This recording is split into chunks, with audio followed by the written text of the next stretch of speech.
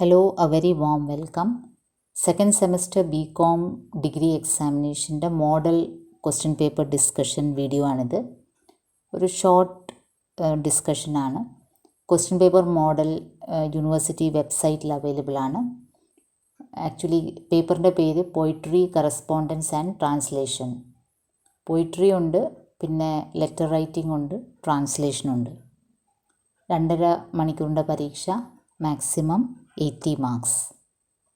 Part A actually 15 questions ആണുള്ളത്. Part എയിൽ short questions ആണ്. നിങ്ങൾ വറീഡ് ആവേണ്ട കാര്യമില്ല. ചെറിയ ക്വസ്റ്റ്യൻസ് ആണ്. അതിൽ 15 ക്വസ്റ്റ്യൻസിൽ ഈച്ച് ക്വസ്റ്റ്യൻ ക്യാരീസ് 2 മാർക്സ്. 15 വേണേൽ അറ്റൻഡ് ചെയ്യാം. 15 അറ്റൻഡ് ചെയ്താലും 30 മാർക്സ് മാക്സിമം കിട്ടൂല. അതിന് ക്യാപ്പിംഗ് ഉണ്ട്. ടോട്ടൽ മാക്സിമം മാർക്സ് 25 കിട്ടുകയുള്ളൂ. 15 അറ്റൻഡ് ചെയ്താലും മാക്സിമം 25 മാർക്സേ കിട്ടുകയുള്ളൂ. അപ്പോൾ നിങ്ങൾക്ക് ഏറ്റവും ഷുവർ ഉള്ളത് അറ്റൻഡ് ചെയ്യുക, അതായിരിക്കും ഭേദം. അപ്പോൾ നമുക്കൊന്ന് ക്വിക്ക് നോക്കാം എന്തൊക്കെ ടൈപ്പ് ക്വസ്റ്റ്യൻസ് ആണെന്ന്. കബീർ ने गुरु के बारे में क्या कहा है? कबीर ने गुरु के बारे में क्या कहा है कि गुरु की महिमा अनंत है. गुरु ने उन्हें ഉൻകെ ലോചൻ കോ ഖോലാ ഹെ. ഇതാണ് കബീർ പറഞ്ഞത് ഗുരുവിനെ പറ്റി. അങ്ങനെ ഷോർട്ട് ഒരു 1-2 സെൻറ്റൻസിൽ എഴുതാവുന്ന ആൻസേഴ്സാണ്. സൂർ കാ സഖ്യഭക്തി കേസി ഹെ. സഖ്യഭക്തി എന്ന് പറയുമ്പം ഈശ്വരനെ ഒരു സഖാരൂപത്തിൽ, ഒരു ഫ്രണ്ടിൻ്റെ രൂപത്തിൽ. ദാസ്യഭക്തി എന്ന് പറയുമ്പോൾ ദാസൻ്റെ രൂപത്തിൽ. അപ്പോൾ ഇവിടെ സൂർ കാ സഖ്യഭക്തി കേസി ഹെ. സൂർദാസ് കൃഷ്ണ കെ സഖാ കെ രൂപ മേ പദ് ലിഖ്തേ थे. അതാണ് സൂർദാസിൻ്റെ സഖ്യഭക്തി. തേർഡ് ക്വസ്റ്റ്യൻ, नौका विहार किसकी रचना है और उसमें किसका वर्णन है? नौका विहार സുമിത്രാനന്ദൻ പന്ത് ജി की रचना है, उसमें किसका वर्णन है? എന്തുവാണ് അതിൽ വർണ്ണിച്ചിരിക്കുന്നത്? ഒരു നൗക വിഹാർ, ഒരു വള്ളത്തിൽ ഉള്ളൊരു യാത്രയാണ്. एक नौका में विहार, उसका वर्णन है, नदी का वर्णन है. फोर्थ क्वेश्चन, जूही की कली में किनका वर्णन है? जूही की कली में पवन और जूही की कली का वर्णन है. उन दोनों के प्रेम का एवं विरह का वर्णन है. निराला എഴുതിയ കവിതയാണ് ജൂഹി की कली. फिफ्थ क्वेश्चन, नाच कविता जीवन के किस दृश्य को दिखाता है? നാച്ച് എന്ന കവിതയിൽ ലൈഫിലെ ഏത് ആസ്പെക്റ്റിനെയാണ് കാണിക്കുന്നത്? എന്നുവെച്ചാൽ ആ കയറിൻ്റെ മുകളിൽ കഷ്ടപ്പെട്ട് അങ്ങോട്ടും ഇങ്ങോട്ടും ഓടുന്ന വ്യക്തിയുടെ ആ ജീവിത സംഘർഷമാണ് അതിൽ കാണിക്കുന്നത്. അയാൾ ജീവിക്കാൻ വേണ്ടി ചെയ്യുന്ന ഒരു നൃത്തമാണ് ആ കയറിൻ്റെ മുകളിൽ. ജീവൻ പണയം വെച്ചുള്ളൊരു നൃത്തമാണ്. तो जीवन के उस भयानक दृश्य को नाच कविता में अग्गे जी दिखाते हैं. ആറാമത്തെ ക്വസ്റ്റ്യൻ, मौसियों में कवियत्री किसकी ओर इशारा करती है?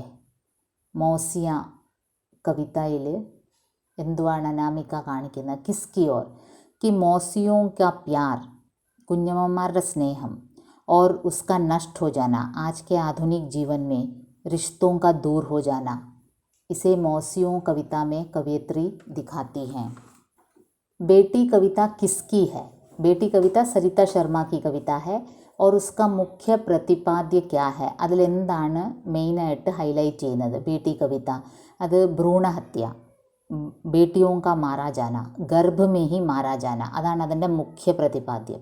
ആ കവിതയുടെ മെയിൻ ഇഷ്യൂ എന്താണ്? പെൺകുഞ്ഞുങ്ങളെ ഗർഭത്തിൽ തന്നെ കൊല്ലുന്നത്. അതാണ് ഉസ്ക മുഖ്യ പ്രതിപാദ്യം. എയ്ത്ത് ക്വസ്റ്റ്യൻ, കുവാ പ്യാസ ക്യോ ഹെ? ജ്ഞാനേന്ദ്രപതിയുടെ കവിതയാണ് പ്യാസ കുവ. കുവാ പ്യാസ ക്യോ ഹെ? കുവ എന്ന് പറയുമ്പം നമുക്ക് വെള്ളം തരുന്ന കിണറാണ്. അത് തന്നെ എന്തുകൊണ്ട് കിണറിന് എന്തുകൊണ്ട് ദാഹിക്കുന്നു? അതാണ് ചോദ്യം. ക്യോങ്കി കുവാമേ പാനി നഹി ഹെ. കുവാമേ പ്ലാസ്റ്റിക് ബോത്തലേ വേസ്റ്റാണ് കുവാമേ നമ്മൾ ഇട്ടിരിക്കുന്നത്. इसलिए कुआं प्यासा है. नाइन्थ क्वेश्चन, गगन गिल के अनुसार यात्राएं कैसे शुरू होती हैं? गगन गिल के अनुसार किस तरह शुरू होती है यात्राएं? एक पत्थर आपके पाँव से टकराकर नीचे गिर जाता है घाटी में और आप डर जाते हैं. എങ്ങനെയാണ് യാത്രകൾ തുടങ്ങുന്നത്? ജീവിതയാത്ര എങ്ങനെയാണ് തുടങ്ങുന്നത്? അല്ല, ഒരു കല്ല് നിങ്ങളുടെ കാലിൽ തട്ടി താഴെ വീഴുകയും നിങ്ങൾ പെട്ടെന്ന് ഭയന്നു പോവുകയും അങ്ങനെ ജീവിതത്തിലെ ഓരോ യാത്രകളും ചിലപ്പം പേടിപ്പിക്കുന്നതായിരിക്കാം. ഗഗൻ ഗിൽ കെ അനുസാർ യാത്രയെ ഇസി തരഹ ശുരു ഹോത്തി ഹൈ. 10ാമത്തെ ക്വസ്റ്റ്യൻ, മുക്തി കവിത കാ മുഖ്യ വിഷയ. മുക്തി, അരുൺ കമലിൻ്റെ കവിത മുക്തി, അതിലെ മെയിൻ ഇഷ്യൂ എന്താണെന്നുള്ളത്, മുഖ്യ വിഷയം. ഒരു അധ്യാപകനായ ഒരു അച്ഛന് സ്വന്തം മകനെ നല്ല നിലയ്ക്ക് പഠിപ്പിക്കാൻ പറ്റിയില്ല. സ്വന്തം മകൻ്റെ പഠിത്തക്കാര്യം അന്വേഷിക്കാൻ പറ്റിയില്ല. ജീവിതകാലം മുഴുവനും മറ്റുള്ളവരുടെ കുഞ്ഞുങ്ങളെ പഠിപ്പിച്ച ഒരു അധ്യാപകനുള്ള കുറ്റബോധമാണ് അതിൻ്റെ മുഖ്യ വിഷയം. 11th ക്വസ്റ്റ്യൻ ലെറ്റർ റൈറ്റിംഗിൽ നിന്നാണ്. വൈയക്തിക് പത്ര ക്യാ ഹെ, എന്തുവാണ് പേഴ്സണൽ ലെറ്റർ? വളരെ സിമ്പിൾ ക്വസ്റ്റ്യൻ ആണ് അല്ലേ. പേഴ്സണൽ ലെറ്റർ എന്ന് പറയുമ്പോൾ പേഴ്സണലി ഒരു വ്യക്തി മറ്റൊരു വ്യക്തിക്ക് എഴുതുന്ന കത്തിനെയാണ് പേഴ്സണൽ ലെറ്റർ എന്ന് പറയുന്നത്. അത് അച്ഛൻ മകൾക്കാകാം, അമ്മ മകനാകാം, മകൾക്കാകാം, അല്ലെ ഫ്രണ്ട്സിന് എഴുതുന്ന കത്ത്, ഇതെല്ലാം പേഴ്സണൽ ലെറ്ററിൽ വരും. 12th question, മോസിയ Kavitha കിസ്നെ ലിഖി he or ഉസ്കി മുഖ്യ സമസ്യ. മോസിയ ആരുടെ കവിതയാണ്? അനാമികയുടെ കവിതയാണ്. അത് ഉസ്കാ മുഖ്യ സമസ്യ ക്യാ ഹെ. ഇന്നത്തെ കാലത്ത് റിലേഷൻഷിപ്സ് ഇല്ലാതാകുന്ന ഒരവസ്ഥ, മോഡേൺ യുഗത്തിൽ റിഷ്തേദാരോ കാ കം ഹോന, റിഷ്തോ കാ ഘട്ട് ജാന, അതാണ് അതിൻ്റെ മുഖ്യ സമസ്യ. 13th ക്വസ്റ്റ്യൻ, സർക്കാരി പത്ര കിസേ കഹത്തെ ഹെ. ഒഫീഷ്യൽ ഗവൺമെൻറ് ലെറ്റേഴ്സ് എന്താണെന്നുള്ളത് അത് നിങ്ങളുടെ ലെറ്റർ റൈറ്റിംഗ് ബുക്കിൽ അതിന് ഡിഫൈൻ ചെയ്തിട്ടുണ്ട്. फिर 14th വൺ, അഗ്ഗേ കി പ്രമുഖ് രചനായ്. നാച്ച് കവിത എഴുതിയ അജ്ഞയുടെ മുഖ്യ രചനകൾ. അതിൽ മെയിനായിട്ട് എടുത്തു പറയേണ്ടത് കിത്നി നാവുമേ കിത്നി ബാർ, ജ്ഞാൻപീഠ് പുരസ്കാരമൊക്കെ കിട്ടിയ പോയമിൻ്റെ പേര് എടുത്തു പറയാം. 15th ക്വസ്റ്റ്യൻ, നിമ്നലിഖിത് ശബ്ദോं का പാരിഭാഷിക് ശബ്ദ ലിഖേ. എനിക്കൊന്ന് 4 വേർഡ്സ് തരും, അതിൻ്റെ ട്രാൻസ്ലേഷൻ, അതിൻ്റെ ആ പാരിഭാഷിക് ശബ്ദം എഴുതണം. ആക്ച്വലി അത് ഒരുപാട് എണ്ണത്തിൽ കൂടുതലാണ് പാരിഭാഷിക് ശബ്ദാവലി. ഈ 15th ക്വസ്റ്റ്യൻ നിങ്ങൾ അഥവാ അറിയില്ലെങ്കിൽ ഒമിറ്റ് ചെയ്താലും ഓക്കെയാണ്. 12 ക്വസ്റ്റ്യൻസ് എഴുതിയാൽ മതി, 24 മാർക്സ്. 13 ക്വസ്റ്റ്യൻ എഴുതിയാൽ മതി. ആക്ച്വലി നിങ്ങൾക്ക് 25 മാർക്സ് എന്തായാലും കിട്ടും. അപ്പോൾ 2 ക്വസ്റ്റ്യൻസ് ആക്ച്വലി ഒമിറ്റ് ചെയ്യാനുള്ള ഓപ്ഷനുണ്ട്. ഇപ്പോൾ പാരിഭാഷിക് ശബ്ദാവലി ചില കുട്ടികൾക്ക് എല്ലാം മെമ്മറൈസ് ചെയ്യാൻ ബുദ്ധിമുട്ടായിരിക്കാം, അത് എണ്ണത്തിലും കൂടുതലാണ്, അതുകൊണ്ട് അത് ഒമിറ്റ് ചെയ്താലും കുഴപ്പമില്ല. 13 ക്വസ്റ്റ്യൻസ് ഉറപ്പായിട്ട് എഴുതുക, അപ്പോൾ തന്നെ നിങ്ങൾക്ക് 25 മാർക്സ് സ്കോർ ചെയ്യാൻ പറ്റും. ഓക്കെ.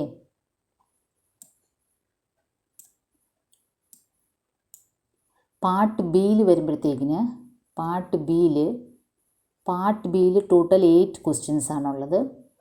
ഓരോ ക്വസ്റ്റ്യൻ ക്യാരീസ് 5 മാർക്സ്. അതിൽ തന്നെ മാക്സിമം ക്യാപ്പിംഗ് ഉണ്ട് 35 മാർക്സ്. എന്ന് വെച്ചാൽ 7 എണ്ണം എഴുതിയാൽ 35 മാർക്ക് കിട്ടും. ഒരെണ്ണം ഒമിറ്റ് ചെയ്യാനുള്ള ഓപ്ഷനുണ്ട്. അപ്പോൾ 5 മാർക്സ് ക്വസ്റ്റ്യൻസ് ആണ്. ഇതിലും കബീറിൻ്റെ ഗുരുമഹിമ, കബീർ ഗുരുവിൻ്റെ മഹിമ എങ്ങനെയാണ്, അനന്താണെന്നാണ് പറഞ്ഞിരിക്കുന്നത് അല്ലേ. ആ ഒരു ദോഹ ക്ലിയറാണ്. പത്രലേഖൻ കെ പ്രകാർ, അതും സിമ്പിൾ ക്വസ്റ്റ്യനാണ്. എത്ര ടൈപ്പ് ലെറ്റേഴ്സ് ഉണ്ടെന്നുള്ളതാണ്. പല ടൈപ്പ് ലെറ്റേഴ്സ് നിങ്ങൾ പഠിക്കാനുണ്ട് അല്ലേ.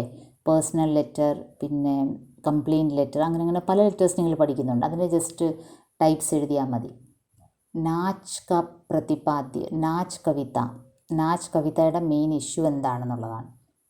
അതൊരു പാവപ്പെട്ടവൻ്റെ ഒരു ജീവിതമാർഗ്ഗമാണ്, ആ കയറിന്മേൽ അങ്ങോട്ടും ഇങ്ങോട്ടും നൃത്തം ചെയ്യുന്നത്.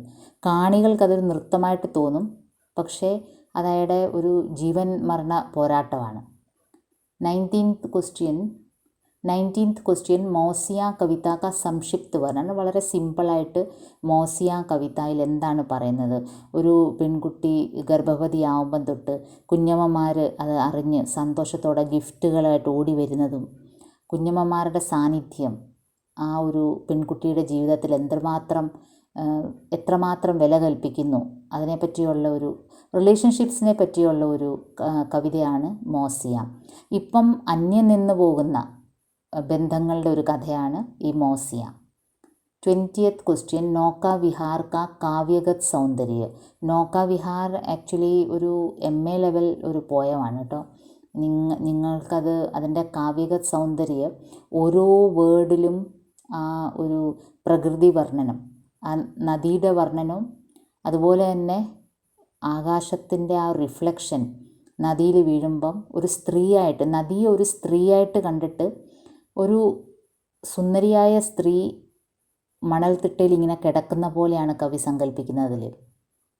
ആ സ്ത്രീ സൗന്ദര്യം പൂർണ്ണമായിട്ടും പ്രകൃതിയിൽ ആരോപിക്കുകയാണ്. പെർസോണിഫിക്കേഷനാണ്, മാനവീകരണം എന്ന് പറയും. പ്രകൃതിയിലെ ഓരോ അവയവങ്ങളെയും സ്ത്രീ സൗന്ദര്യമായിട്ട് വർണ്ണിക്കുകയാണ്. ഇവിടെ നദിയാണ് വർണ്ണിക്കുന്നത്. ഒരു വള്ളത്തിൽ യാത്ര ചെയ്യുന്ന കവി രാത്രിയിൽ ആ നദിയുടെ സൗന്ദര്യം കണ്ടിട്ട് അതിനെ ഒരു ലാവണ്യവതിയായ സ്ത്രീ അതുപോലെ വർണ്ണിക്കുകയാണ്. അതാണ് നൗകാ വിഹാർ. 21st ക്വസ്റ്റ്യൻ, ബേട്ടി കവിത കാ വർണ്ണൻ. അതിൽ ഭ്രൂണഹത്യ, പെൺകുട്ടി നിലവിളിക്കുകയാണ്. ആ ഭ്രൂണം, എന്നെ കൊല്ലരുത് അച്ഛ അമ്മ, ഞാൻ എന്ത് കുറ്റം ചെയ്തു, എനിക്ക് അറ്റ്ലീസ്റ്റ് ജീവിക്കാനുള്ളൊരു അവകാശം തരണം എന്ന് നിലവിളിക്കുന്ന ഒരു പെൺഭ്രൂണം, അതിൻ്റെ ഒരു കവിതയാണ് ബേട്ടി കവിത, സരിത ശർമ്മയുടെ. 22nd ക്വസ്റ്റ്യൻ, വ്യാവസായിക് പത്രലേഖൻ കി വിശേഷതായേ. വ്യാവസായിക് ബിസിനസ് ലെറ്റേഴ്സിൻ്റെ എന്തൊക്കെയാണ് വിശേഷതായേ, അതിൻ്റെ പ്രത്യേകതകൾ. 23rd ക്വസ്റ്റ്യൻ, പ്യാസ കുവാ കാ വർണ്ണൻ. അത് വളരെ സിമ്പിളാണ്. പ്യാസ കുവാ, ഒരു കിണർ, അത് കരയുന്നതായിട്ടാണ്. അതിന് അടുത്തുള്ള ഹാൻഡ് പമ്പ് എല്ലാം അതിനെ കളിയാക്കുന്ന പോലെയാണ് അത് തോന്നുന്നത്. ഒരു കാലത്ത് എല്ലാവർക്കും വെള്ളം തന്നിരുന്ന കിണർ ഇപ്പം പൊട്ട കിണറായിട്ട് എല്ലാവരും അതിൽ പ്ലാസ്റ്റിക് കുപ്പികൾ വലിച്ചെറിയുന്ന ഒരു സിറ്റുവേഷനാണ്. അതൊരു പാരിസ്ഥിതിക പ്രശ്നം ഉയർത്തുന്ന ഒരു കവിതയാണ്. ജ്ഞാനേന്ദ്ര പതിയുടെ പ്യാസ കുവാ. അങ്ങനെ ഇതിൽ ടോട്ടലി 8 ക്വസ്റ്റ്യൻസ് ഉണ്ട്. ഒരെണ്ണം ഒമിറ്റ് ചെയ്യാനുള്ള ഓപ്ഷനുണ്ട്. ഒരെണ്ണം ഒമിറ്റ് ചെയ്താൽ നിങ്ങൾക്ക് ഫുൾ മാർക്സ് കിട്ടും. കാരണം ഓരോ ക്വസ്റ്റ്യനും 5 മാർക്സ് ആണ്. അപ്പോൾ 7 ക്വസ്റ്റ്യൻസ് എഴുതിയാൽ തന്നെ you will get 35 marks. Okay, വളരെ കൂളായിട്ട് മാക്സിമം വേർഡ്സിൽ എഴുതാൻ നോക്കുക. നിങ്ങൾക്ക് ആ പർട്ടിക്കുലർ ക്വസ്റ്റ്യനിൽ എന്തൊക്കെ അറിയാമോ അതൊക്കെ എഴുതുക. Next comes part C. അത് എസ്സേ പോർഷനാണ്. അതിൽ എനി 2 ആണ്. 4 ക്വസ്റ്റ്യൻസ് എന്നിട്ട് you have to write any 2. ഓരോ ക്വസ്റ്റ്യനും 10 മാർക്സ് ആണ്. ദാറ്റ് മീൻസ് 2 ക്വസ്റ്റ്യൻ എഴുതണം കമ്പൽസറി. ചോയ്സ് ഉണ്ട്, 4 എണ്ണം തരുന്നുണ്ട്, അതിൽ നിന്ന് 2 എണ്ണം എഴുതിയാൽ മതി. 10 മാർക്സ് ഈച്ച്. അപ്പോൾ ഓരോ എസ്സേക്ക് 10 മാർക്സ്, ടോട്ടൽ 20 മാർക്സ്. ഇതിൽ 2 ക്വസ്റ്റ്യൻസ്, 2 എസ്സേ ക്വസ്റ്റ്യൻ പോയിട്രി ടെക്സ്റ്റിൽ നിന്നാണ്. ജൂഹി കി കലി കാ കാവ്യഗത് വിശേഷതായേ. നിരാല എഴുതിയ ജൂഹി കി കലി, അതിൻ്റെ കാവ്യഗത് വിശേഷതായേ. ജൂഹി കി കലിക്കൊരു വളരെയധികം പ്രത്യേകതയുണ്ട്. നിരാല ആദ്യമായിട്ട് ഹിന്ദി സാഹിത്യ ലോകത്ത് തന്നെ മുക്ത് ഛന്ദ് അല്ലെ ഫ്രീ വേഴ്സ് അതിലെഴുതിയ ആദ്യത്തെ കവിതയാണ് ജൂഹി കി കലി. അപ്പോൾ എന്നുവെച്ചാൽ ഒരു ഈ വൃത്തങ്ങളുടെ ഒരു ബന്ധനമില്ലാതെ ഫ്രീ ആയിട്ട് കവിത ഫ്രീ ആയിട്ട് എഴുതാൻ പറ്റും എന്ന് തെളിയിച്ച ഒരു കവിതയാണ് ജൂഹി കി കലി. അതുകൊണ്ട് തന്നെ അതിൻ്റെ കാവ്യഗത് വിശേഷതയിൽ ഏറ്റവും ആദ്യം പറയേണ്ട അതാണ്. പിന്നെ ആ കവിതയുടെ എന്തൊക്കെ വിശേഷതകളുണ്ടോ അത് പറയുക. പ്രകൃതി വർണ്ണനം, പ്രകൃതിയിൽ മനുഷ്യൻ്റെ വികാരങ്ങളെ ആരോപിക്കുന്നത്, മാനവീകരണം എന്ന് പറയും. ഇതെല്ലാം അതിൻ്റെ കാവ്യഗത് വിശേഷതയാണ്. അതിലൊരു മുല്ലമുട്ടിനെ ഒരു സ്ത്രീയായിട്ടും ഒരു നവവധുവായിട്ടും പവനെ ഒരു കാമുകനായിട്ടും ഒരു പുരുഷനായിട്ടും ഒരു ഹസ്ബൻഡായിട്ടും ചിത്രീകരിച്ചിരിക്കുകയാണ്. അവരുടെ വിരഹം, അവരുടെ കൂടിച്ചേരൽ, അവരുടെ സ്നേഹം, ഇതെല്ലാമാണ് അതിൻ്റെ പ്രത്യേകതകൾ. നെക്സ്റ്റ്, നാച്ച് കവിത കെ ആധാർ പർ അജ്ഞേ കി കാവ്യകല. നാച്ച് കവിതയിൽ അജ്ഞയുടെ കാവ്യകല, അത് നിങ്ങൾക്ക് ഒരുപക്ഷെ ഡിഫൈൻ ചെയ്യാൻ അല്പം ബുദ്ധിമുട്ടായിരിക്കും. അജ്ഞയുടെ കാവ്യകല എന്നൊക്കെ ചോദിച്ചാൽ ഇതിൽ നമ്മൾ നോക്കേണ്ടത് 2 എസ്സേ ക്വസ്റ്റ്യൻ പോയിട്രി ടെക്സ്റ്റിൽ നിന്നായിരിക്കും. അപ്പം പോയിട്രി ടെക്സ്റ്റിൽ നിന്ന് 2 ക്വസ്റ്റ്യൻസ് പ്രതീക്ഷിക്കാം. പിന്നീട് അനുവാദ് കെ ലിയെ കണക്ട് ചെയ്ത് ഒരു പാസേജ് തന്നിട്ട് അതിനെ ട്രാൻസ്ലേറ്റ് ചെയ്യുക. അപ്പോൾ ലാംഗ്വേജ് ഇംഗ്ലീഷും ഹിന്ദിയും നല്ലപോലെ കൈകാര്യം ചെയ്യാൻ അറിയുന്നവർക്ക് ഇത് വളരെ സിമ്പിളായിരിക്കും. 26th വൺ, ജസ്റ്റ് ഒരു അൺസീൻ പാസേജ് തരും, അതിനെ ഒന്ന് ട്രാൻസ്ലേറ്റ് ചെയ്താൽ മതി. ലാസ്റ്റ് ക്വസ്റ്റ്യൻ, ഏക് പത്രലേഖൻ, ഒരു ലെറ്റർ റൈറ്റിംഗ്, ഏതെങ്കിലും നിങ്ങൾക്ക് പഠിപ്പിച്ച ഒരു ലെറ്റർ ആയിരിക്കും. അപ്പം നിങ്ങൾ അത്ര ടെൻഷൻ ആവേണ്ട കാര്യമില്ല. ഹിന്ദി എക്സാം വളരെ കൂളായിട്ട് എഴുതാവുന്നതേ ഉള്ളൂ. അത്ര ബുദ്ധിമുട്ടിക്കില്ല എന്ന് പ്രതീക്ഷിക്കുന്നു. എല്ലാവർക്കും നാളത്തെ എക്സാമിന് ബെസ്റ്റ് ഓഫ് ലക്ക്.